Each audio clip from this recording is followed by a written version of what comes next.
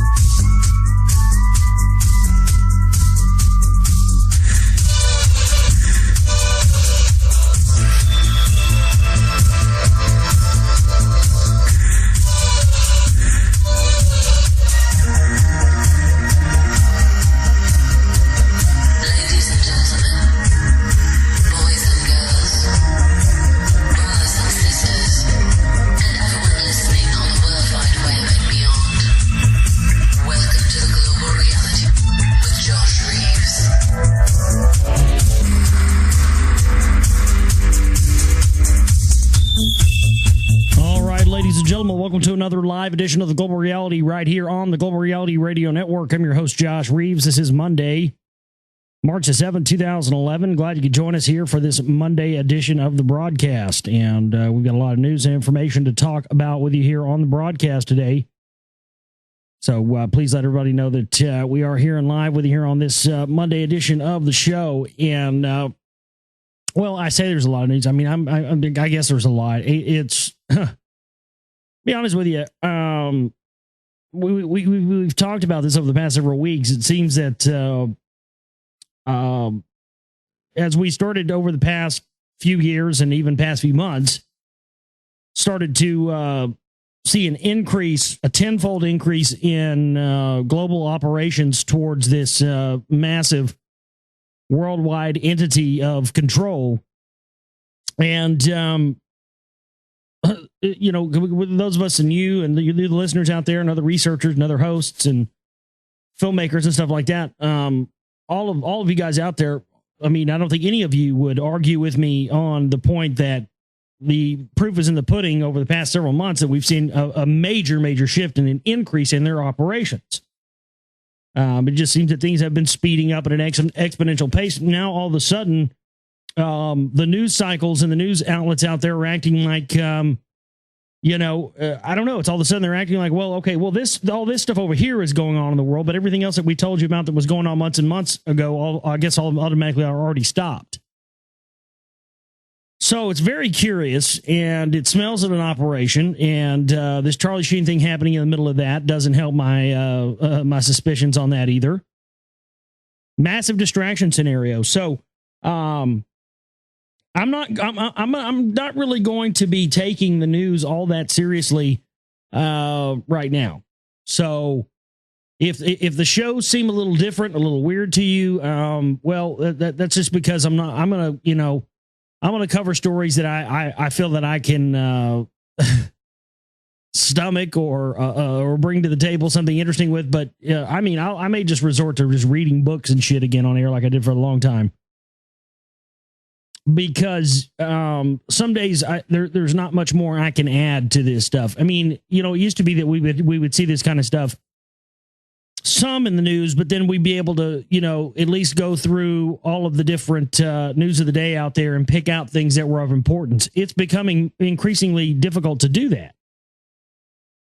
And it's becoming rarer and rarer that we find these type of items. It's just everything is being garnered over towards what they want you to be paying attention to, not what you probably should be paying attention to. Now, can I define what it is you should be paying attention to? No. And if I did, you shouldn't listen to me either.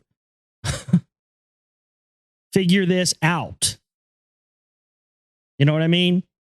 So, you know, I'm not going to pretend I can get up here and try to tell you what you should be, what we should be talking about looking to either. But all I know is for me, and for my work and for me doing the show, I'm just not going to allow these fuckers to, you know, steer what I'm going to be talking about and what they want me looking at. Because if that was the case, here's what we would be talking about on this show. We would be talking about we'd probably be up here. Well, to be honest with you, if I was one of those type of people that was going to cover all this news, I'd probably be getting up here and fear-mongering World War III for you. Probably what I would be doing. Probably what is, I don't know, because I don't listen to a lot of those type of shows in this genre anymore, except maybe Lee Rogers, and that's it. But, you know, I imagine there are some entities out there right now. You guys have probably heard shows like this. I bet as soon as I say this, I'll get 10 emails saying, oh, yeah, here you go. Here's one right here. Because it usually happens. But I mean, I'm sure there are shows out there where there are hosts and people like that right now fear-mongering World War III, because, of course, when you look at the news and you look at things that are happening geopolitically and look at things that are happening where, again, how this continuation of the rebalancing and the restructuring of the monetary system, blah, blah, blah. We could talk about that till the cows come home. That's really not that interesting to me either, because it's one of those things at this point that you should know about. Me getting up here and beating the dead horse about it over and over again is probably not going to enhance your knowledge base anymore. You know what I mean? I mean, you can go listen to 100,000 shows and get beat over the head with, you know, what is very relevant information. I'm not going to say that either. I'm not going to say that information isn't valid or relevant or any of that either. But point is, for me, I think there are a lot of voices out there talking about those type of subjects. And for me personally, I'd like to focus on other things that or I think are important or don't have as much to do with that kind of stuff. But as well as my point I was making is the things that we would be talking about. We probably would be talking about gold and silver and metal prices going through the roof, and everything right now. It's just is a continuation of a plan that the Trilateral Commission started instituting in the late 1970s. It's consolidation of everything across the board: companies, wealth, money, countries. I mean, that's what, you know, what people call the quote unquote New World Order system. That's what it is. It's a consolidation of everything from the hands of the many down to the hands of the few. And again, if you can't look around you in everyday life and see that happening everywhere, again, I don't know what I can tell you that will get you to have to understand what you need to understand. So, again, we've been getting so many new listeners lately as well, and I want to make that crystal clear for you. If there's some things out here on the show that you don't hear me cover sometimes, most likely it's not because I didn't hear about it or don't think it's important, but there are so many things that I think other people can cover. So we'll be getting into a whole raft of things today. We'd love to have your emails as well. We'll do our best to get into those on the show for you here today. globalrealityshow@gmail.com. It's Global Reality Show. It's just exactly like I say it. I think sometimes people get confused because, and it is confusing, and it's not my fault, but it was the only names they had available when I was, getting my web addresses and my email, my website addresses and all that stuff. So I know it is confusing. I do apologize for that, but where people get confused is the website, my website where this broadcast originates from, where all of our stuff is at. Everything is there for my work. One-stop shop there for everything that encompasses me. And the name of my website is theglobalreality.com, THE globalreality.com. And the web address, the email address, where you can contact me anytime, 24 hours a day, 7 days a week, globalrealityshow@gmail.com. So there's no the on the email address. It's only on the web address. So globalrealityshow@gmail.com is the email address, and love to get some emails from you. Thanks to everybody who has been continuing to send me great emails. Lots of new listeners that have been discovering the show and sending me great emails, and thank you. Old listeners, old people who have been following me and listening to me for years and years and years and years and years.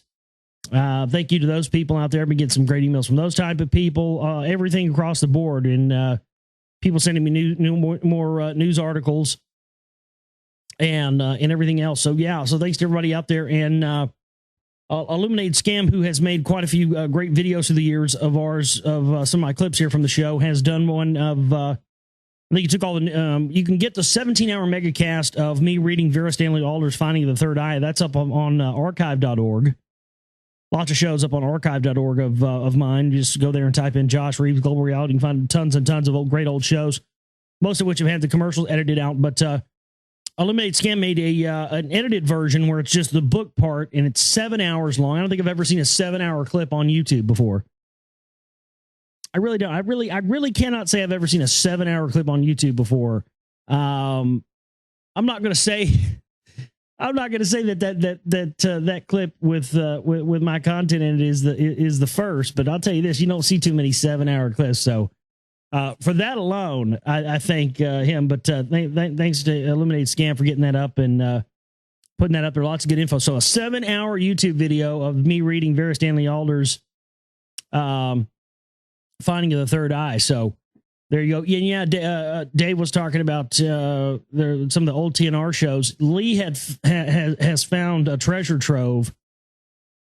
He found a whole bunch of old archives of my show and his show for I think like July and August, the final couple of months of TruthNet Radio back from 2008, and we played some of those on the network last night. So we'll be playing some more of those through the morning hours, and we play all kinds of stuff on the weekends. We play old archive shows of mine. We play greatest hits, global reality shows. We also play, stuff like Bill Cooper or who else? Just all kinds of stuff. We play all kinds of archives, all kinds of old shows, some stuff from Red Ice. We'll throw in, different stuff by Campbell, and every once in a while you hear some Robert Anton Wilson. I just throw on stuff that I think is interesting, entertaining, and maybe somewhat enlightening, and that's kind of what I play. So that's what you hear here. So you can always hear stuff that's maybe you missed in the past, or people who are new listeners. There's always stuff playing on the network, so be sure and check that out there for you. Chat room open as well at my website, www.theglobalreality.com. If you're listening at 7:23 p.m. Central Standard Time on this Monday night edition, then you are listening to a live broadcast. So make sure you wake the neighbors and kick the dogs and do all that good funny business. We're going to be jumping into all of the news here today. I want to start out with this one because this is something that I was hoping, sometimes I throw things out there, and sometimes when I throw these things out there, I hope that I'm wrong about them. I think the people that say that they want to be right about things they predict are either sick and twisted fucking degenerates, or they are just massive ego hounds who love to have themselves propped up. And most of the time, they have these sort of histrionic personality disorders. And that's essentially what, the type of people that it would actually enjoy being right about making a prediction. I don't enjoy it, but it does happen quite often.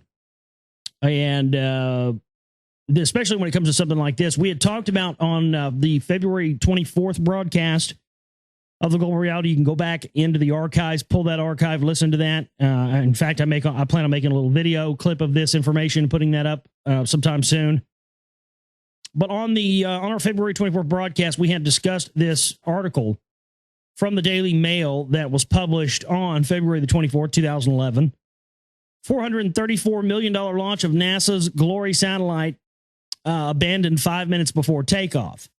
And then it did take off again. Well, I started noticing, I remembered that they had tried this before, I think last year, and it crashed. And right here in this little image, and I'll put a link to this in the chat room for you guys. That is and I'll put the picture and the original link. I'd covered this article on the 24th. In that picture right there that I just dropped in the chat room, if you double click on that and open that picture up, it's a very telling picture, because in that picture, it basically, openly admits that this NASA Glory satellite is there to measure aerosol. It says, I'll read it. It says, launching on Wednesday, Glory will investigate the role of aerosol particles in the Earth's atmosphere and how it affects climate change. Total Irradiance Monitor will measure the amount of solar radiation in the Earth's atmosphere, which is what I believe now that the chemtrail operation has been for, and what HARP has been for this whole time too. Now, weather modification, all that stuff, those are side effects. Those are things they can exploit, use to their advantage, and they certainly have that. But the bigger operation I believe up to this point has been because of their knowledge of cyclical events in the solar system with our sun, with the earth, which the ancient people knew of, which we know our current priest class running the show has known, but on the basis of the knowledge that they have been restricting from humankind for thousands of years. They have been aware of these cyclical changes that will irradiate Earth's atmosphere with radiation. And so from HAARP and chemtrails and everything and blasting holes up there in the ozone layer and then spraying chemtrails, they have been running basically a big guinea pig test on our planet for the past 20 years, maybe longer, to see how they can create mitigation technology in the event that these cyclical events that happen with the sun, that have happened before and will happen again, could be mitigated to, essentially keep their power structure in place and keep us from, I don't know, maybe possibly evolving into fourth dimensional light beings. I mean, maybe something like that. I mean, it sounds stupid, but if we did that, if that was to happen, and if that were true, it'd bring their whole system crumbling down, wouldn't it? But see, they keep this, they can keep their system in place. So I had talked about this, and I said, well, if this is indeed what it is, and it is indeed, since we already had one of these crash last year, if it is indeed, and I believe it is, because it says it right there in their words, not mine, a chemtrail monitoring satellite, then, this next story proves what I claimed. I said, you watch. On the February 24th broadcast, I said, you watch, I'll probably end up saying this thing failed too, because they do not want this satellite up there, because this satellite would give, a lot of regular plain Jane people a lot of evidence and proof about what is going on up there, what they are spraying, what all this technology is for. It would blow the lid on their whole operation to keep this quiet so they can keep their system in place. If they tell everybody that, okay, well, we might get blasted with, radiation from the sun next year in 2012, but hey, we're working on solutions to hopefully get this fixed, society will crumble into chaos. They won't be able to keep their master plan and their great work in place, and that's what this is for anyway, to keep their great work and their great plan in place. So you see where this is part of this much larger conspiracy, and the thing is, they've known this for years. I believe that that's what this race for technology has been about, because whatever the events that are supposed to happen cyclically on this planet, it would bring about an end to their supremacy. And everything they do is about keeping that in place. But here we are, as predicted by me on February 24th. Again, not one of those things you like to be right about, but my God, I think it proves once and for all that, as I stated on that 24 show, there are individuals who are seeking to suppress what is going on up there. And I think there are some people who are doing some legitimate scientific research that are trying to expose this. I think this goes a long way to prove there's a internal power struggle going on at the highest levels. And who's caught right in the middle of it? Humanity, as always. For the second time in 2 years, a rocket glitch sent a NASA global warming satellite to the bottom of the sea Friday. A $424 million debacle that couldn't have come at a worse time for the space agency and its efforts to understand climate change. Years of belt tightening have left NASA's Earth-watching system in sorry shape, according to many scientists. And any money for new environmental satellites could have to survive budget cutting, global warming politics, and now doubts on Capitol Hill about the space agency's competence.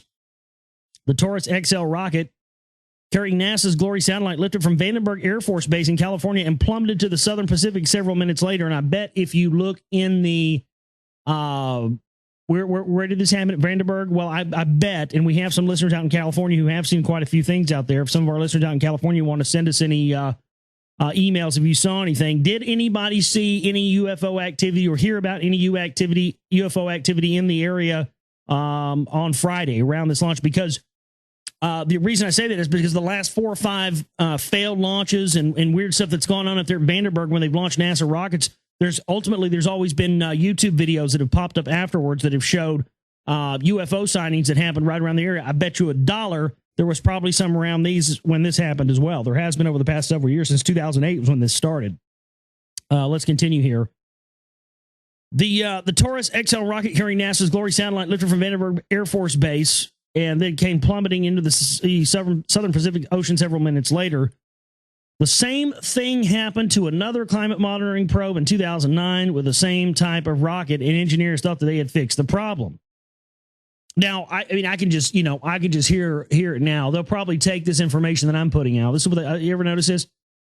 I'll put out something like this, and then the mainstream media will quietly get a hold of it and they'll spin it into something else. I predict they'll probably try to spin this into, some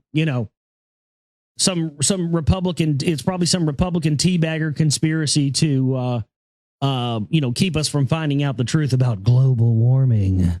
That's probably what they'll do. It'll create another perfect divide and conquer situation between the phony left and the phony right. I could just totally see them doing that. Try to mitigate. No, that's not what we're talking about. This is not to hide phony global warming or hide the fact that global warming is really going on. This is to hide the fact that there is a massive aerosol disbursement program going on up there that is not happening naturally. It's being done by man. And if this information comes out, it brings their whole plan to keep their supremacy in place come crumbling down with it.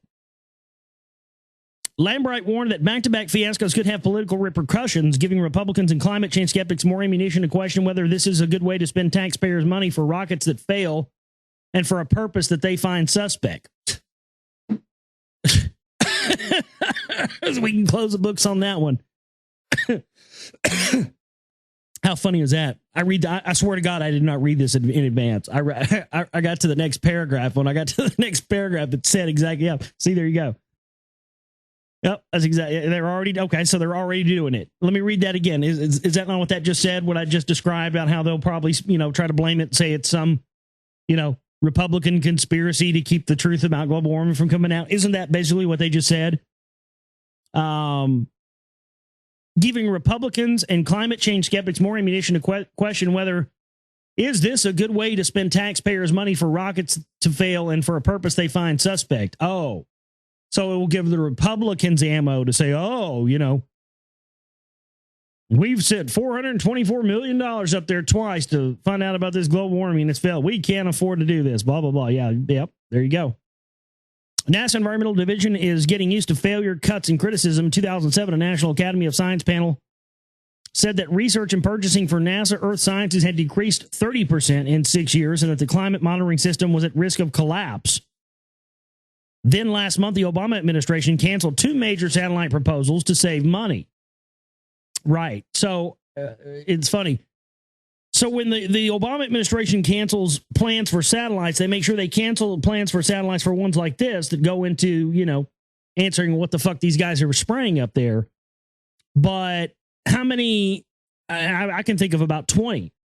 Well, the hell, they just launched the X-37B again, didn't they?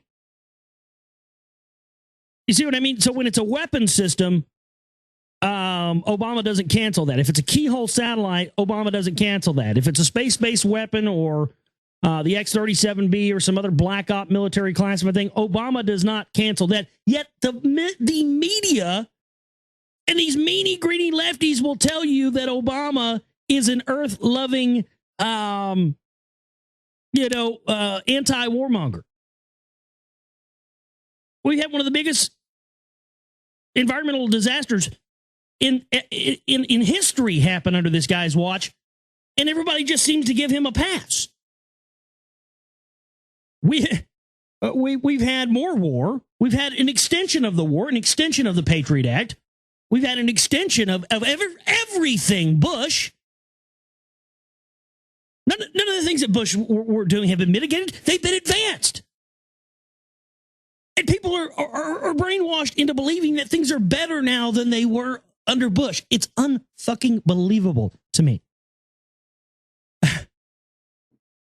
I mean, these guys are good, man, and the programming and the brainwashing is so strong. But once people break out of it, and it is possible for people to break out of it. It's not that hard. You just had to present people with the right thing and say it to them the right way and show them the right thing that relates to their current situation. Then they go, oh shit, and it's like like you took the shades off. All it takes is that one thing. If you find the one thing that people can really relate to and show how it affects their life, they will wake up. They will snap out of it. I mean, it's strong, but it's not so strong we can't break it. It's just, you know, that's why you have to be as informed as you possibly can on every single topic.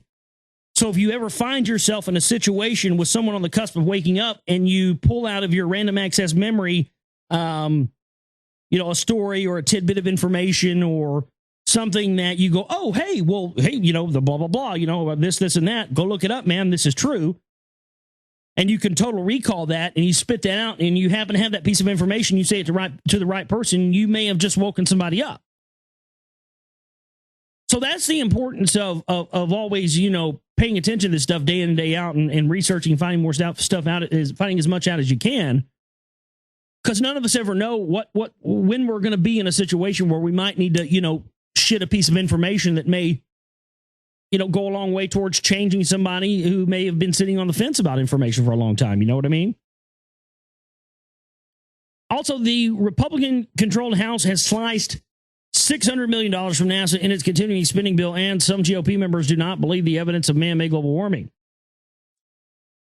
13 NASA observing satellites remain up there, and nearly all of them are in their sunset years. Many of the key observations for climate studies are simply not being made.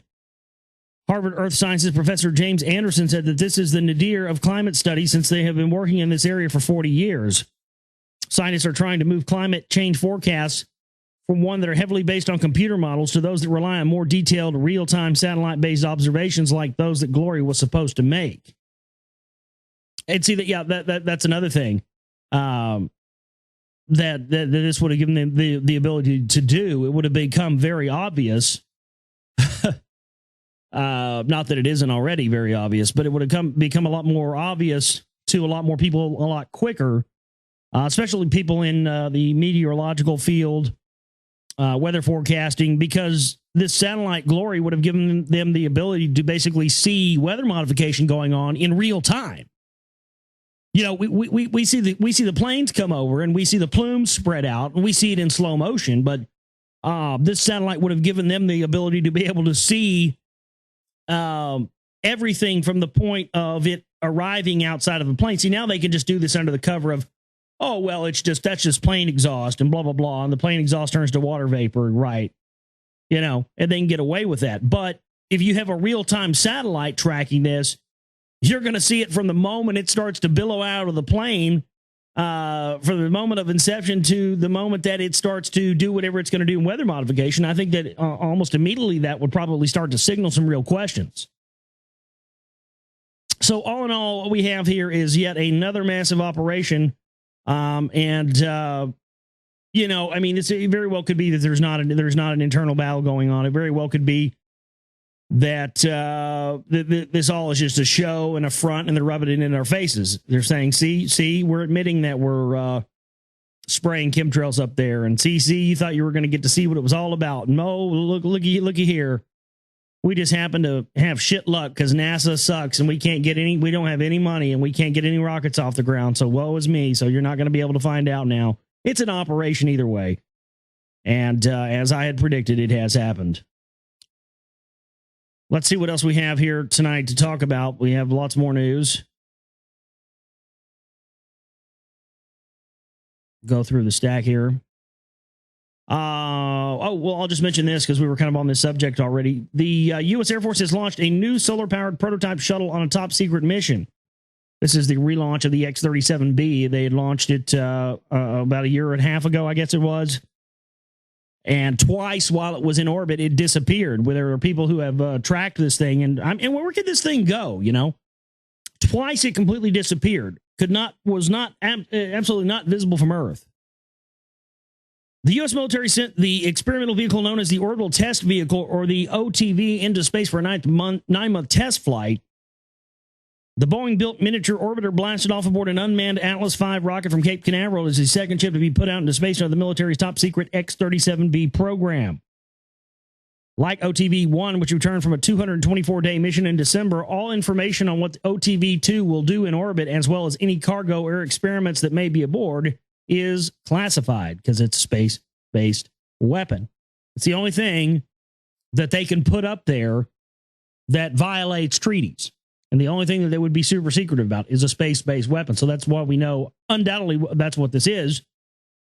And also considering that, well, the fiscal year 2009, 10, and 11, we're United States government is budgeted spending more on space-based weapons than they ever have in the whole history of space-based weapons, going back to the initiation of SDI under Reagan.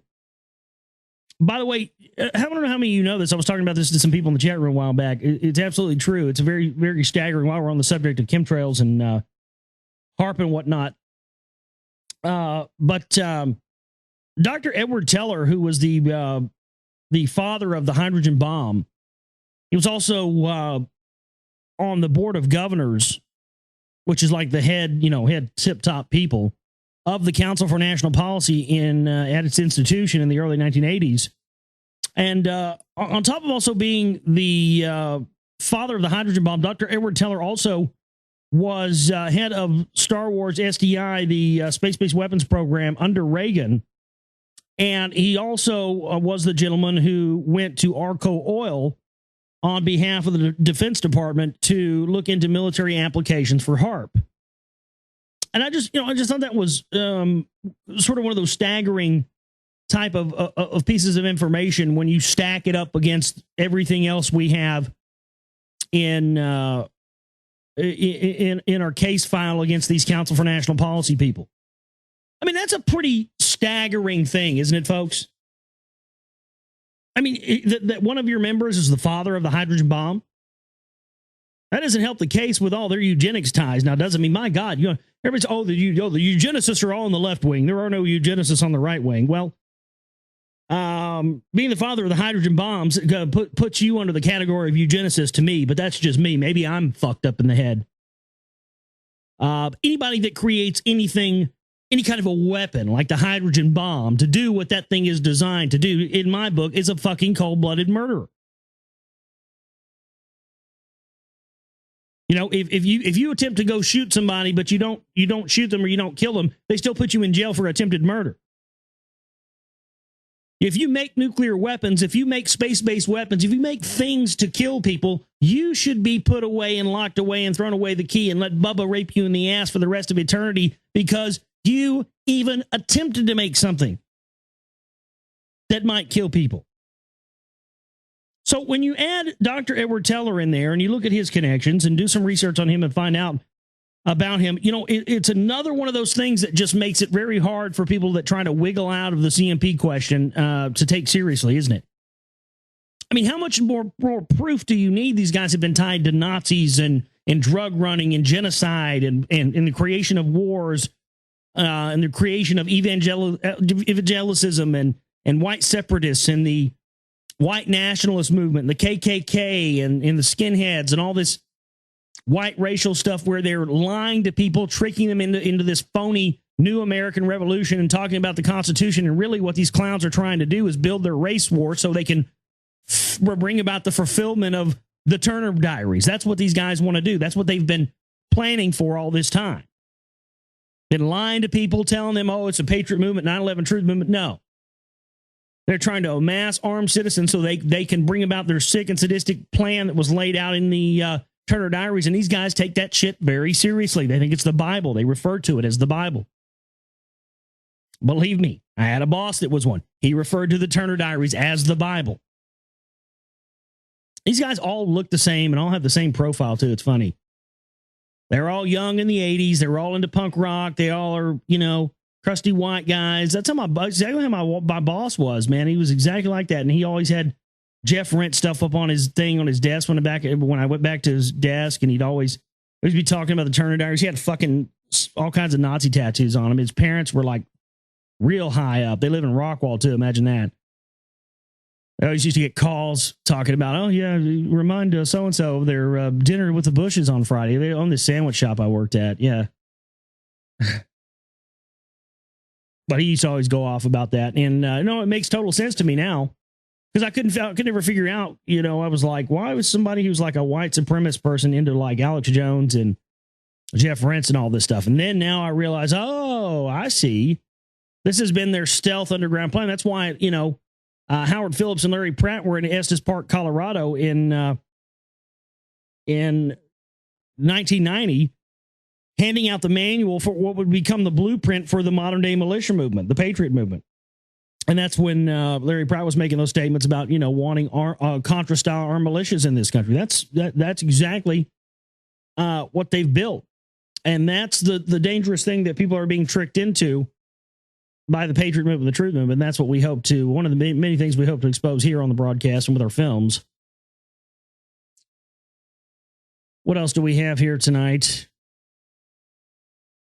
We have, by the way, back on Old Numbnuts, apparently Sheen was officially sacked today by CBS. They had just said, they were going to put him on leave or whatever. Well, today apparently they officially sacked him, and boy, he's just real hung up on that. He's real hung up on that Warlock talk. I went back and watched that video of when he was originally called into Jones, and it was just amazing how nervous that Jones would be when every time he would bring up or say Warlock or Vatican assassin. Jones would get this real nervous.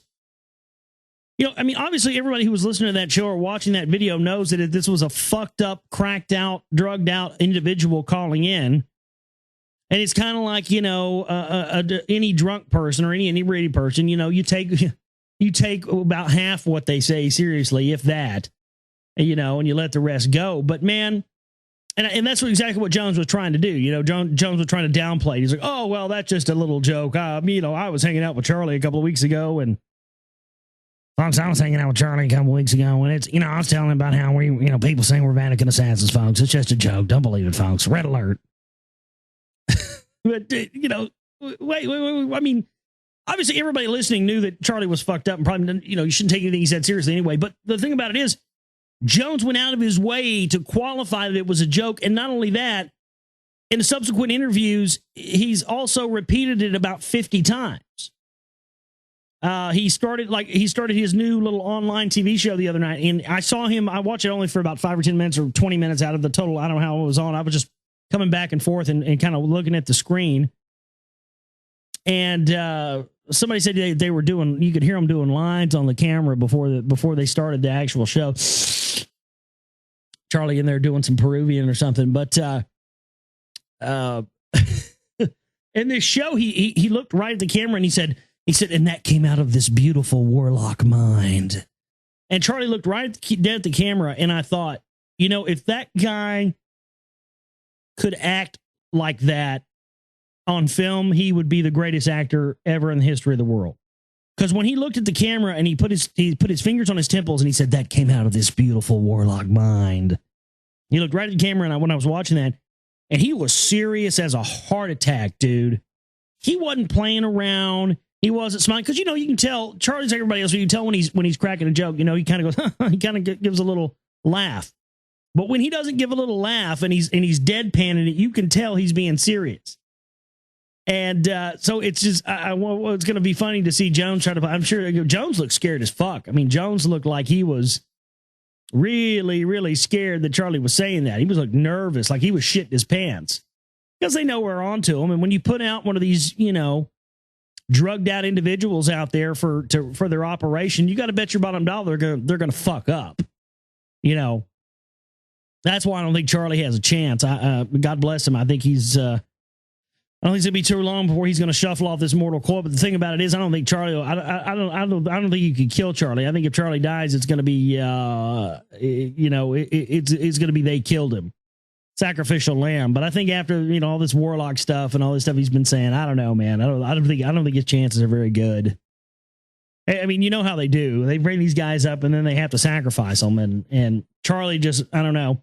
He just seems to me he's going to be sacrificed. I hate to say it, but I think he is. I just, that guy, if that guy was going to OD, he would have OD'd by now. I don't think he can OD, but I think that, they'll probably sacrifice him. But listen to this. This was his comment today after being fired from Warner Brothers and the Columbia Broadcasting System. Can we ask that question too? I mean, you should have known that was an operation, right? My God, where does Charlie do his show at again? Come on, back here in the cheap seats.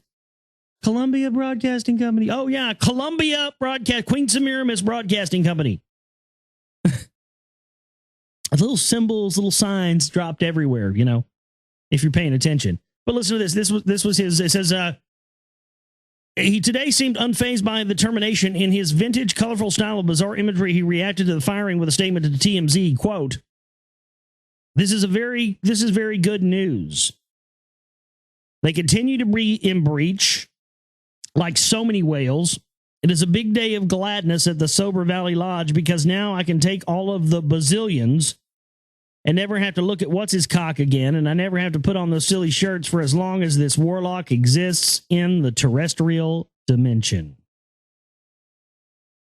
That was his statement.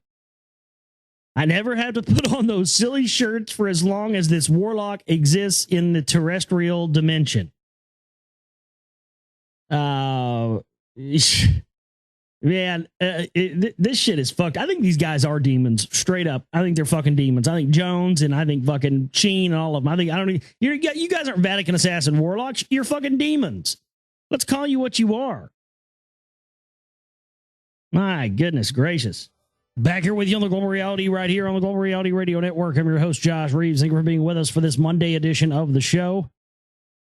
We've got more to discuss with you here tonight on the broadcast. Love to have emails from you tonight. globalrealityshow@gmail.com. That's globalrealityshow@gmail.com. If you've got emails, I think I've got a few here that have come in over the course of the weekend. Let me go through here real quick. This one says, Dear Josh, if you have a chance, please shoot me what you have on Yemen. Perhaps recommend some search criteria. I'm a historian / language pseudo expert, and really like to look into that pre-Semitic language that you mentioned the other day. Thanks a million. Yeah, the person whose website you can find on that information is, I think it's ViewZone. I believe it's viewzone.com. I think is the web address. I'm not sure. It could be .net. I'm not very for sure. It's ViewZone with Gary Vay. Gary Vay, Vey. He's the gentleman who I had talked about, and he did a recent interview on Red Ice Radio. We played it here a couple of times. I could play it again on the stream for you to hear that as well. But yeah, that's pretty much the direction that you can go in to find that stuff and look into that. And once you get there and you see his information, then you can go look at how it was found in. Well, I think they found it in like Seiko Canyon in Utah, where of course they have those drawings of what they call the antenna people, which are like these extraterrestrial sky gods. So that whole tie-in with that makes it very interesting, and I think that's it's definitely a big piece of the puzzle. So there you go. So I hope that helps. Let's see here, Mr. Reeves, you should try looking at this book, The Science of Human Diversity by Richard Lynn. It's a eugenicist version of the history of the Pioneer Fund, and it's pretty cheap on Amazon. Well, thank you so much, and I will make sure I get a copy of that. And definitely, let's see. I'll just type in. Let's see if we can find it right here. Wow. Well, I see a couple of copies here. It says the $92. Oh yeah, the pretty cheap on Amazon. Well, if that's pretty cheap, I might direct you to the Chip-In banner. I'm just kidding. Wow. Yeah. Cause all I see here is, oh no, you're right. It says there's some here for $9.50 used. Okay. Yeah. That's not too bad. I guess the first thing yeah. History of the Pioneer Fund. Wow. The Science of Human Diversity, History of the Pioneer Fund by Richard Lynn. Well, I did not know that. I have not heard of that book, but I will definitely pick up a copy of that very soon, because, of course, the Pioneer Fund is the heart of eugenics, and it very much is ensconced with people like, well, I mean, you had Willis Carto, head of the Liberty Lobby and the Spotlight magazine that Jim Tucker does his Bilderberg coverage for. I mean, this guy intimately involved with the Pioneer Fund. Roger Pearson, bringing him over. Pearson was also involved with Mangala, for God's sakes. So yeah, wow, I'm definitely going to have to pick up a copy of that book immediately. So thank you so much there to our listener for that email. I've been getting some great ones lately. Really been getting a lot of great messages and a lot of great questions, and people bring other stuff to the table. Let's see what else.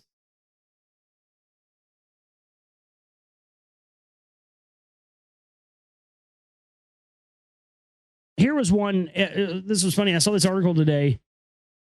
I had not had a chance to look at this listener's email before today, and one of our great listeners and supporters out there, VK. I think VK has just recently found us, and VK, you know who you are, buddy. VK is just a recent acquired listener, and he's been sending me some great emails, and he's been supporting us quite a bit. And so thanks to VK there for sending. But he had sent me this. I didn't get a chance to look at his email, and he sent me this email, and I had found this article today. I was going to talk about it, and so when I went and looked at his email, I went, "Oh, well, he was sending me this. He was sending me this exact. He'd sent it to me since Friday. So had I looked at that email, I would have had this article before now. But I didn't get the chance to look at it, so I didn't see it till now. But it is interesting information. So thanks to him for sending that over to me. I'll cover it. Star Eyewitness. I've talked about what the eugenics going on with the Aboriginal tribes in Australia here on the show many times, because it's very important to I believe anyway, to the future of humanity, that the knowledge of the ancient Aborigines not be lost. But also, it's could very well be a huge threat to the priest class power structure, the religious power structure, the entire worldwide power structure, because, of course, for the fact that the Aborigines have been, they do this pilgrimage every year and have for thousands of years, where they go to these caves and these rock walls and they paint what they call the Wangina, which they believe are they believe they're spirit entities. They're not necessarily, they call them spirit. They're referred to, they look a lot like extraterrestrials. But what I think is so important about the Wanginas and the Aborigines is because, for me, it's one of the few, if not the only, representation of, ancient sky gods or extraterrestrials or seeders of humanity or seeders of culture or seeders of religion. Probably one of the, if not the only, one of a very few that actually depict these gods or these aliens as not, physical plane beings, or, we see Sumerian stuff and we see these people with these eagle-headed creatures with pine cones in their hands or, wings. And the thing about it is that our minds tell us that everything that we can see is in a material realm. And I think what the Aborigines were getting at is that these extraterrestrials, these creator gods, these ones that seeded their people and all peoples, were, yes, indeed, sky gods, but weren't material plane beings as you and I would think of them as, but more as non-material entities or spirits, fourth dimensional entities. And I think that is what is. The genocide of any people for any reason is wrong. But what I'm saying is there's a massive operation going on right now and has been. They've been giving them. I covered stories as far back as 2007, 2008 when I first started the show on the vaccination campaigns where they've sterilized young Aborigine girls. I mean, they're trying to wipe them out because of what they know, ladies and gentlemen. And there's also a painting that the Aborigines had done. It's, I don't know how many thousand years old. I think Everard talks about it in one of his films, but it actually shows, a UFO and spacemen and stuff. And it shows like Caucasian looking people, when there were Caucasian people around the Aborigine tribes until thousands of years after these things were painted. William Combs, star eyewitness who named Queen of England in abduction of Aboriginal children, dies suddenly in the Vancouver hospital. The Aboriginal man who claimed to witness the abduction of 10 fellow residential school children by the Queen of England and her husband in October 1964 at the Catholic school in Kamloops, British Columbia, has died suddenly at the Catholic-run St. Paul Hospital in Vancouver. William Combs, age 59 and in good health, was scheduled to be a primary witness at the opening session of the International Tribunal into the Crimes of the Church and State on September 12th in London, England. I last saw William 10 days ago on the eve of my departure for a European speaking tour, and he looked better than I had seen him in years. According to his partner, May, William was in stable health and was assigned a new doctor at St. Paul Hospital this last week. Oh, convenient, isn't it? Yeah, convenient. They assign, he dies right after he's assigned a new doctor. Huh? Yeah.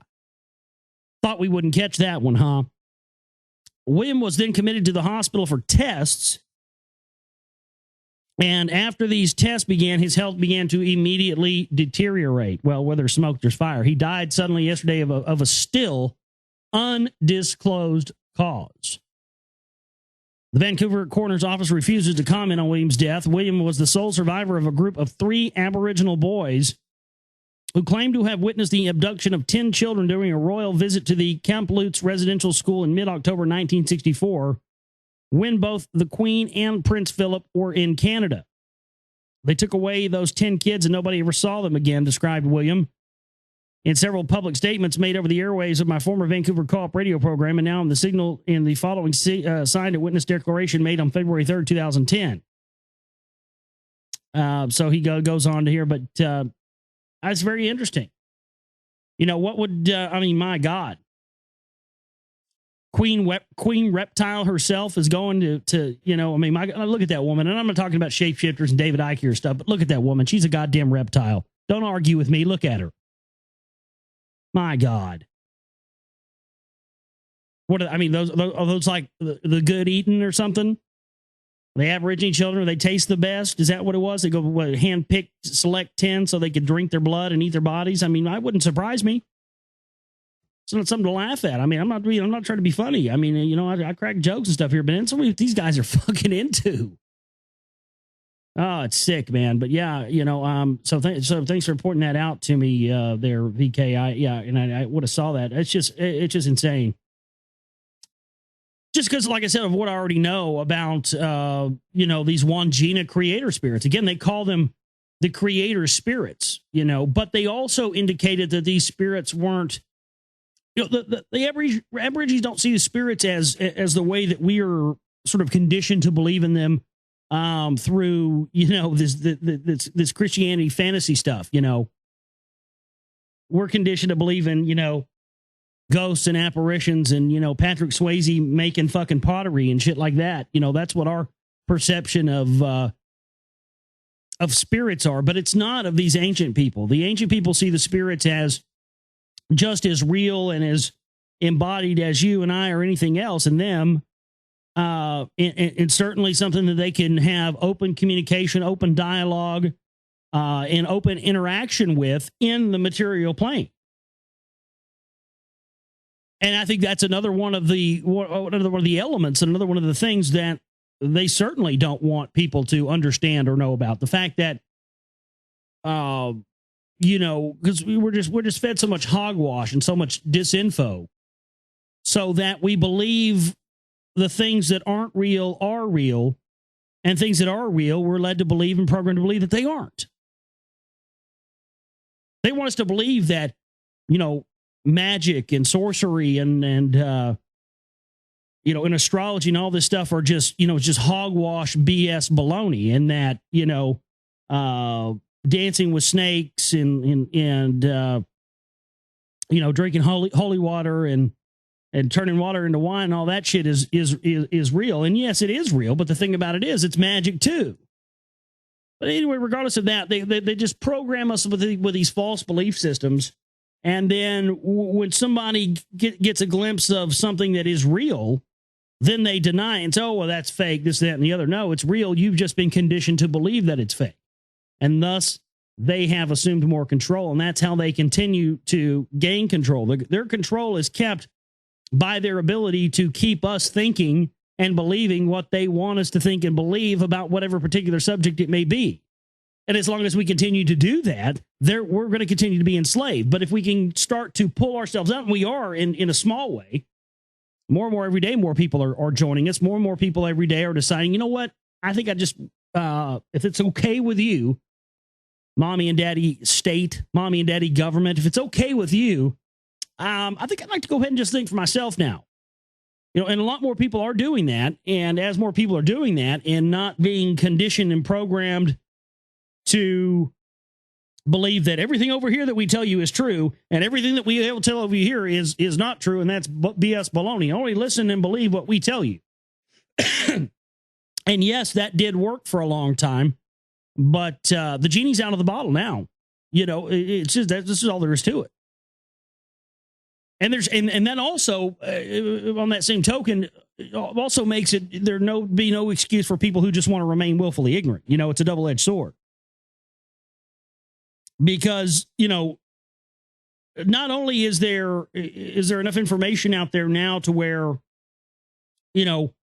a lot more people should be knowing the reality of what's going on in the world around them because there is so much information. But at the same time, the people who have wanted to and wish to remain willfully ignorant, there's no excuse for them either. There's just no excuse why anybody should, deny a lot of things that people still try to deny right now when there's just years and years worth of admitted material from official sources. So those type of people that continue to engage in willful ignorance, I mean, you got to let the dead bury the dead. Because at some point, those people are going to become a detriment to, they become a detriment to a world that's going to be created after this power structure fails. I mean, I hate to have to put it that way. But they are. Why? Because there are some people who, no matter how much evidence they have, wish to remain suckled at the teat of the power structure indefinitely. That happiness in slavery, loving your enslavement. You realize that's been actually... These guys have openly said in your face that they want you to have happiness in your servitude. I mean, Huxley said it. And look at his connections to eugenics and all the rest of it. I mean, and they've done it. And that's what I think you see a lot with these people that still try to deny a lot of information. It's just they really are happy to be slaves. They love being a subservient bitch of a system that just pounds him in the ass in a fucking ungreased backdoor hammer time love making session every single day, and they love it. Oh, give it to me. Don't even lube it up. Taxes, yeah, I'll take it. Yeah, I love it. Chemtrails, I'll breathe it in and suck it down. Floor it in the water, I don't care. Give it to me.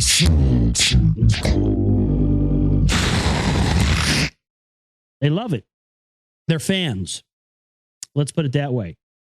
And I think those people are going to be a detriment to a world that's going to be built by those of us out here who have pulled their head out of the gaping asshole of the Matrix.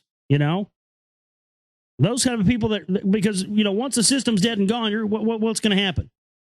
What will inevitably happen? Let's say that the power structure was over tomorrow. What would inevitably be the first thing that happened? You'd have that big bunch of fucking yahoos over in the corner who couldn't fucking wait to put this damn system that just failed back into place. Now, what's going to happen to those people? Well, I don't want to speculate. I don't know. But you see what I mean? So in what is that? What is what is that causes things to be that way? Why can't it be that? Why are we so dead set on being stuck on some particular ideology that we're programmed to believe is the only way to go? You know what I mean? Because inevitably what I mean is that you would have people who, the old power structure would be dead and gone. We would have, I'm just saying, theoretically, perfect scenario here, folks. You say we had an opportunity to rebuild the world where mankind could be free of this control system. You would always have those people. There would be people that would just, they would, no, we've got to go back to the old way. And it's just, I don't understand how those people can't see that. I mean, they would rather die for an ideology that was done and over with than have to do anything that could mean a utopia for humanity. Why is it And I think it's a bloodline thing. Personally, I think that some of these people that have more of the bloodlines in them than others are genetically programmed to always want that system to be in place because, of course, that's the system that these bloodlines control. That's what we're talking about here, right? So that would make sense, wouldn't it? But I've seen it, man. I've met those type of people who, are kind of well off and you can tell they're probably of the bloodlines. Man, they don't think the system has any flaws because they feel that they're a part of it. And so I think that there are a lot of people out there that are genetically disposed to not oppose this stuff. But then there are those of us like you and I and a lot of us who are genetically inclined to oppose evil and oppose this stuff. And our forefathers have been fighting it and opposing it for years and years and years and years. And we're just the modern day version of that.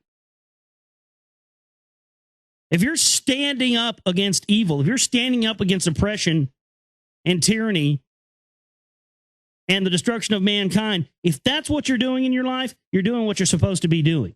If you're not doing that, then you're not doing what you're supposed to be doing. That's what I believe. And I believe that because, well, that's what I've been shown. But if we just remain in our misery and remain good little slaves and good little buyers, well, it'll just go on and on and on. But somebody's got to try, don't they? I mean, don't you think there should be some of us out here trying to make this thing not be a total wash? And I think that's why they're so scared right now. I think that's why they're running all these disinformation campaigns and all this distractionary stuff. And I'll give it to you. It's funny. It's great comedy. It's great entertainment, man. I'm as entertained by all this goddamn douchebaggery going on between Jones and Charlie Sheen as the next guy. Believe me, it's great entertainment. But you got to think that's why they're doing it now is because they're, the conversation was getting steered over towards this CMP stuff for so long, and people were really starting to ask questions about that with Jones. And now it's, they're trying to basically make it where that's not what we want to be why Alex Jones is exposed or, shown to be a shill and a puppet. And boy, that did show more than anything that he's a puppet of somebody else, didn't it? I think that's the biggest lesson we've learned out of this whole debacle. I don't think it's ever been more crystal clear because you could just see on Jones's face. I mean, my God, I'm sticking by my thing. I don't think he even knows a lot of the really how deep this goes. I don't think he really knows how deep he's controlled. Because he looks, I don't doubt that he knew in advance that Sheen was going to call. He claimed that he didn't know Sheen was going to call his show that day. Well, he also admitted on The View that he had been out at Sheen's house 2 weeks before. You think it didn't come up?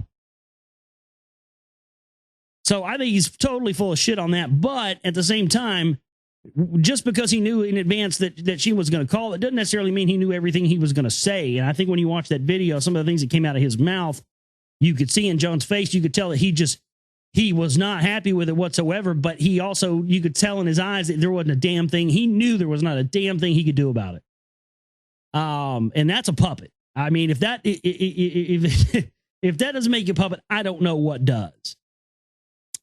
So I think that's the whole thing is now they want to, discredit him because of that.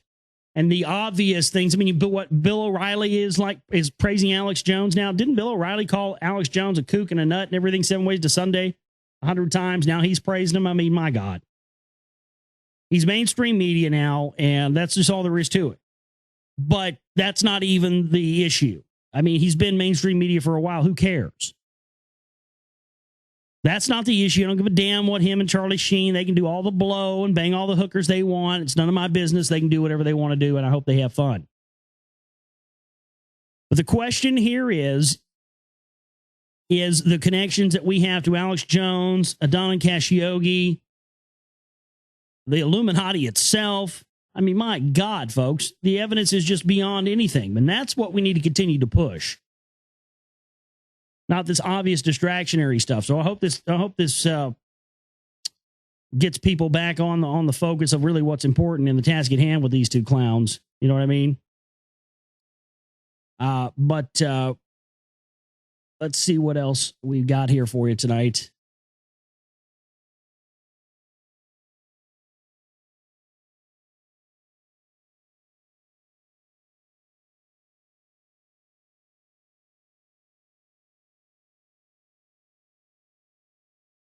The company responsible for syndicating big conservative radio names like Rush Limbaugh, Glenn Beck, and Sean almost said Alex Jones, and probably will be soon enough, though. And Sean Hannity has been using paid actors to call into the radio shows. Yeah, I've been saying that for years, called a conspiracy theorist. Now they're admitting that. Yeah, they've used paid actors. Did you guys ever hear the time Lee Rogers called into Rush Limbaugh?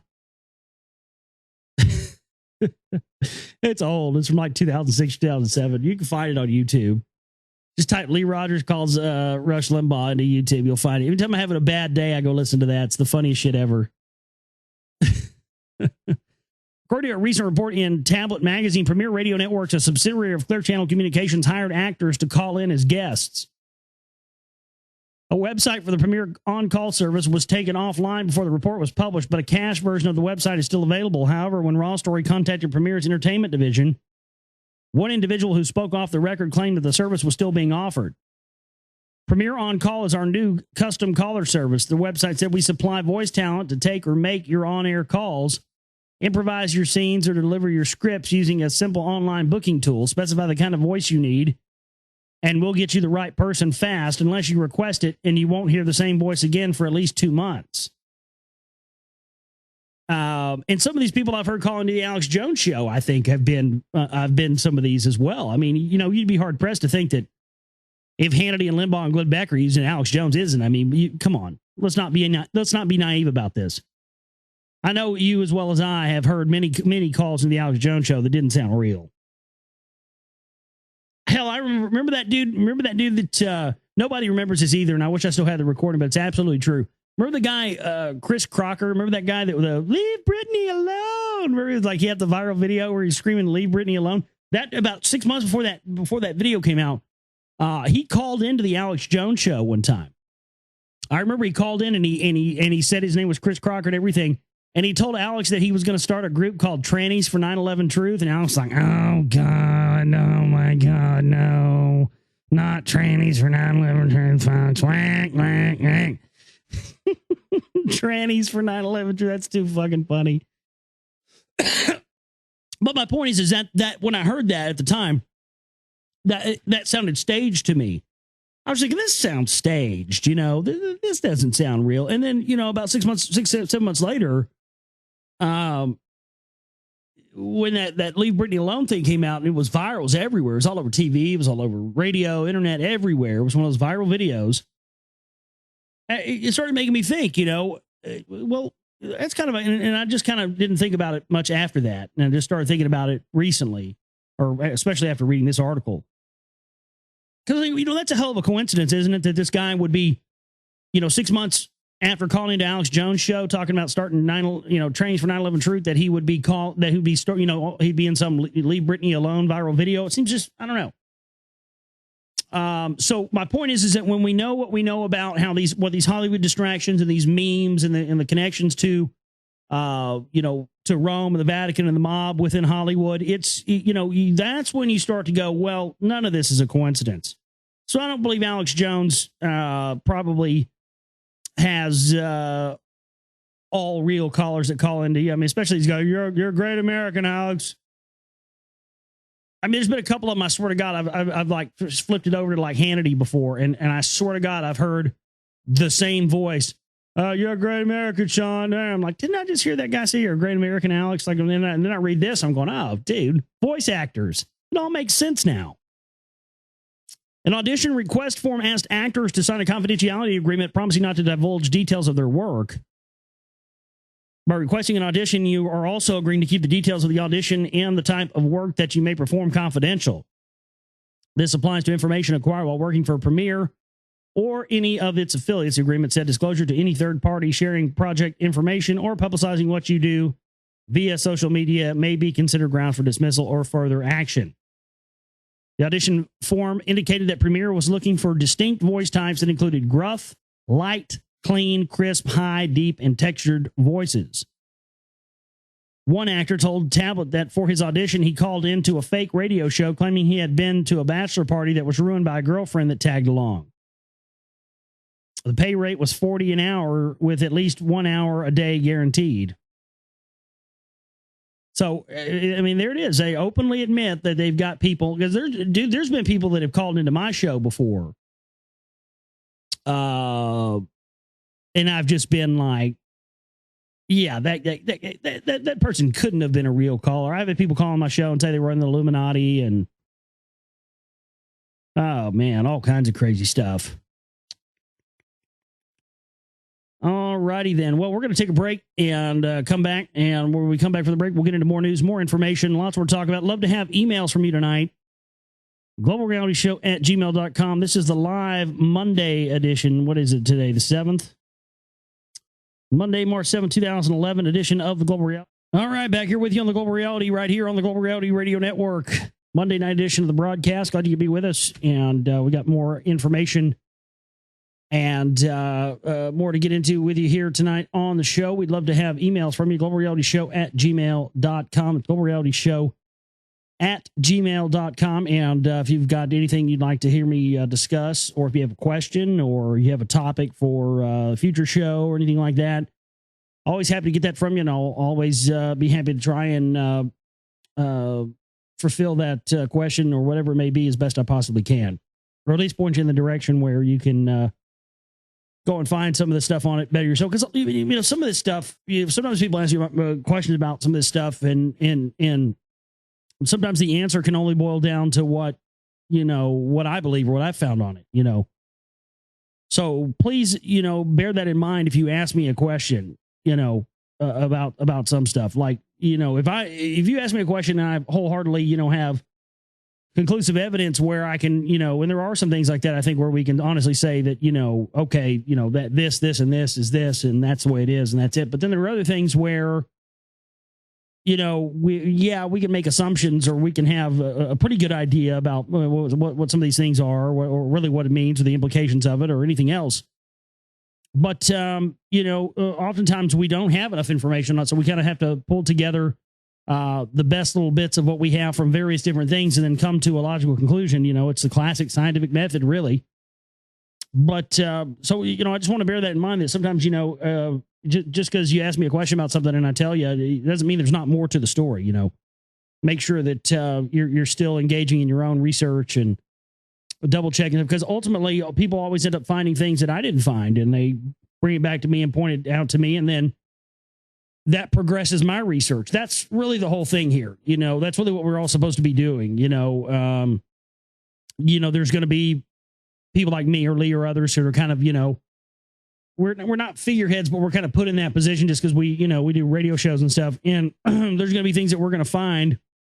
And then, when you guys go out there and find other information, it does advance what we've already done. And I think that's really what a true revolution of the people is about, not somebody following leaders or following paradigms or following power structures or anything else, but just, people who are finding these topics and finding them, period, is a tough thing. So I think that's the best thing that we can all do, is try to just point out the topics, point out the information, and keep pointing it out. And then if you just keep pointing it out, then the important things, the important bits, then people find those, and then it spreads. And I definitely have seen that with the Council for National Policy Information. It's unbelievable how many people, it's become a part of the lexicon now, which was really my only goal. I think I talked about that years ago on the show, was, if we could get the CMP to be in the lexicon of the vocabulary, like the CFR and the Trilateral Commission and all, the Bilderberg Group and all these other ones are,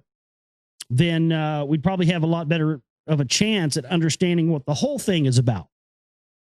It's not that the CMP is more important than this group or that group, which, you could argue that in some ways they are.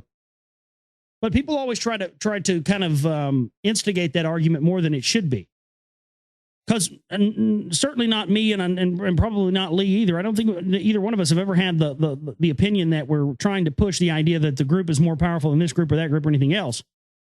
But the fact of the matter is, it's just undeniable how much power they do have, and to leave them out of the conversation and to not include them into the lexicon of groups like the Council for National Policy, the Council for National Policy, the same lexicon as groups like the Council on Foreign Relations and the Royal Institute of International Affairs and the Trilateral Commission. It's just criminal and wrong, and can only be attributed to someone who has an agenda in leaving out that end of the conversation, leaving out that end of the information so that people don't find out who's really in charge.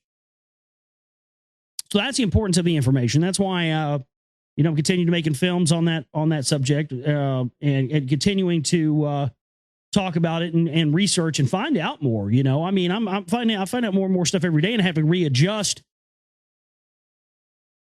what I believed about some of these things 2 or 3 months ago. It's weird, but I know that that's just a direct result of constantly researching, constantly going back, constantly looking at the different elements. Because if it's just as dangerous to take a quick glance at information and research about the Council for National Policy and then assume that you know everything about what they do, what they're up to, what their agendas are, who's involved with it. It's very dangerous to just take a quick look at it and then assume that you know everything there is to know about it. I hope that people out there, maybe people will hear this show.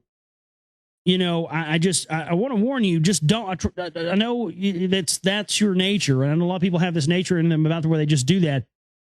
But I got to tell you, that's very dangerous to do with this group, because if you just take a quick look at them and assume that you can know everything you know about them, kind of like you can do with the CFR and these other groups, you're not going to get the whole picture, and they're going to continue to. And I think that's why they've continued to be able to have as much power as they have, because they have such a good way of explaining to people, like Phyllis Schlafly saying, oh, well, it's just a dinner group, and nobody sets any policy. We just, we have dinners and we have discussions.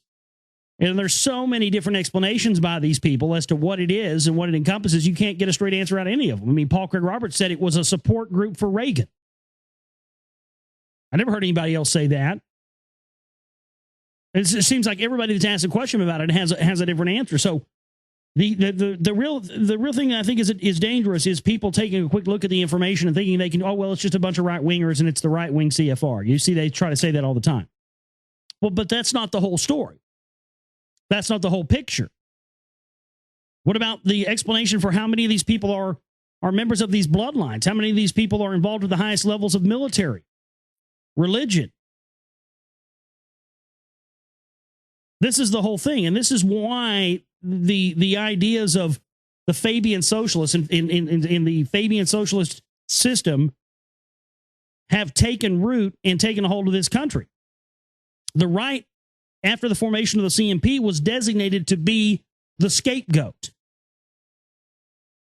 and designated to align themselves with ideologies that would be completely opposite and completely against the power structure itself, so that at a later date, they could then deem anyone who would have associations with those ideologies or have those ideologies, period, would be considered an enemy of the state.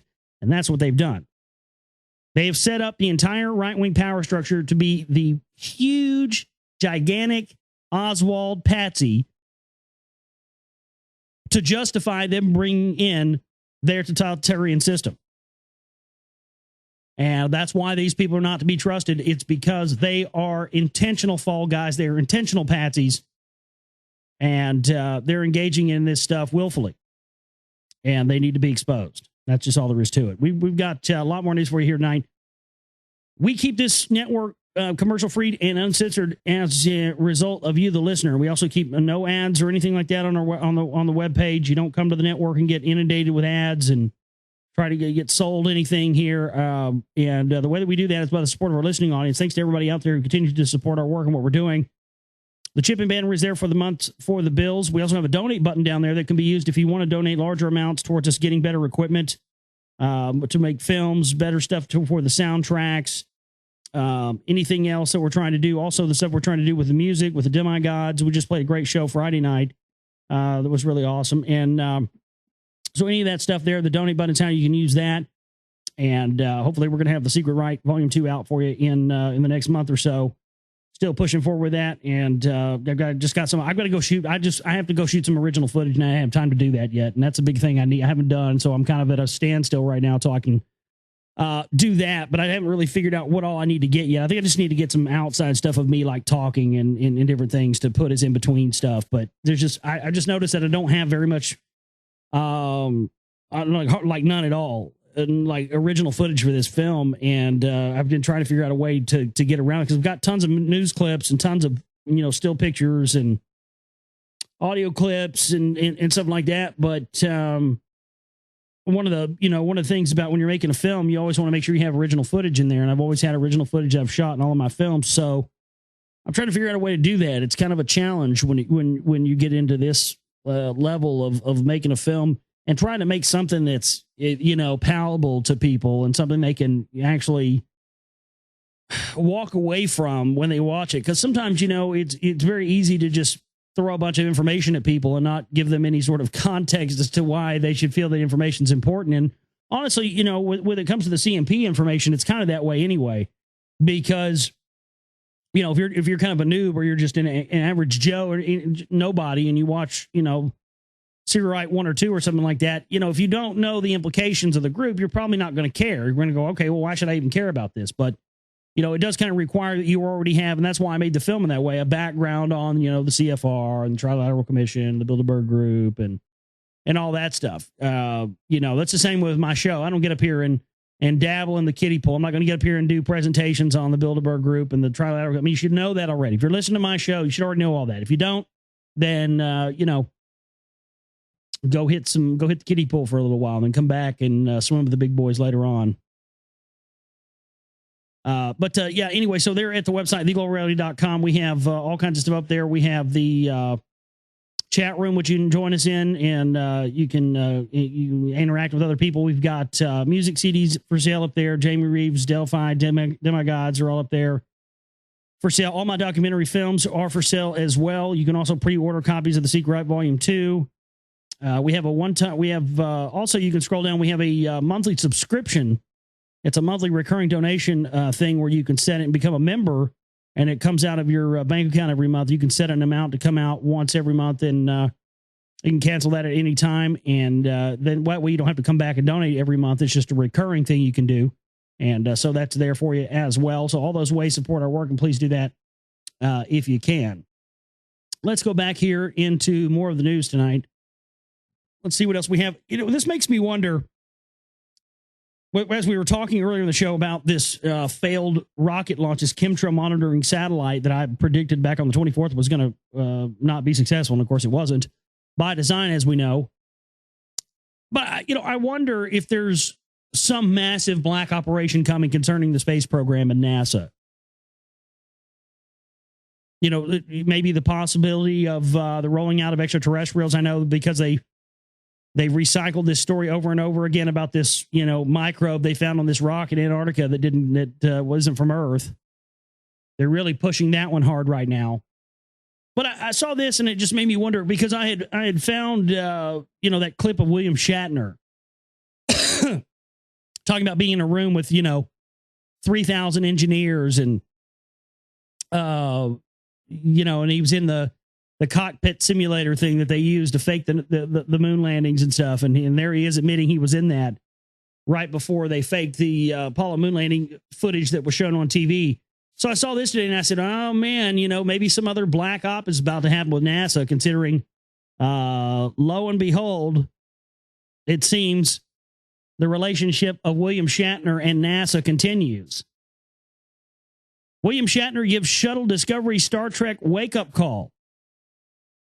On the 12th day of the Space Shuttle's Discovery final mission, William Shatner gave the astronauts a special wake-up call. Shatner is known for playing James T. Kirk on the original Star Trek television series. The video is from NASA, posted on March 7th, so I guess there's a video here. But yeah, I guess Shatner gave him a wake-up call. I'm going, wow, I wonder what's going to happen now. Which is just totally interesting because, of course, the connections with the science advisors. All the science advisors on the Star Trek TV show were paperclip Nazis. In fact, Richard Hoaxland was supposed to be the original science advisor on that, and was replaced summarily by one of von Braun's paperclip Nazis, and he wasn't too happy about that. Still isn't too happy about that. Still butthurt about that to this day.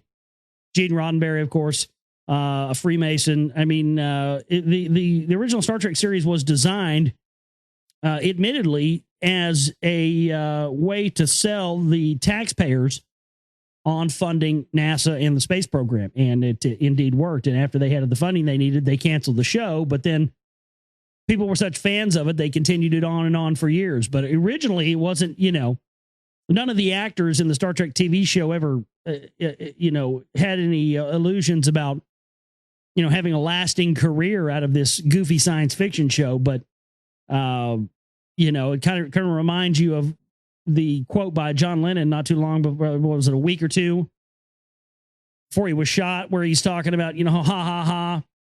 They thought that they were going to, control our minds by giving us acid, and little do they know, they set us free, and people should look into acid and see how it was created by the Army as a weapon to control the, to infiltrate the peace movement, stuff like that. And then he's died summarily after that. Interesting stuff. What else do we have on the platter tonight?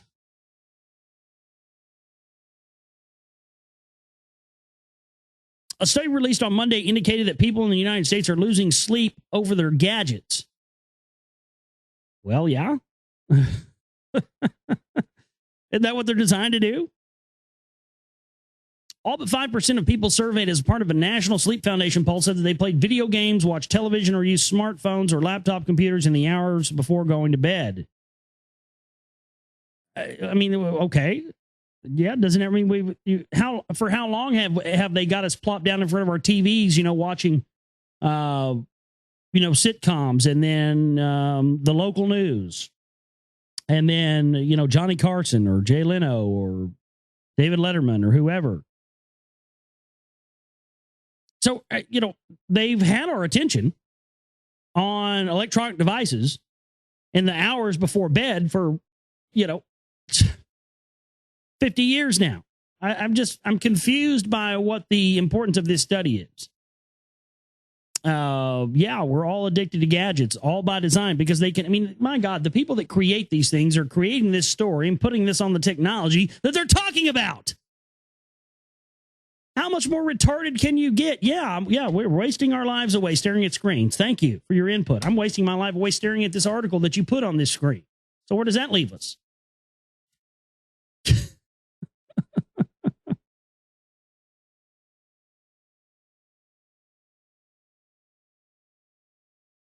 Facebook is reportedly moving forward with plans to provide third-party developers and external websites with access to home addresses and cell phone numbers of its members. Oh, this is great news.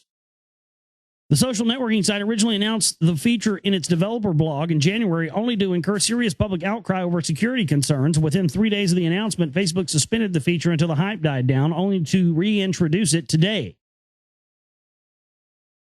So, yeah, they're giving out your phone number, your address. They don't care. It's not about privacy. It's about getting everybody on the grid and giving them total information awareness. And they indeed do have that now.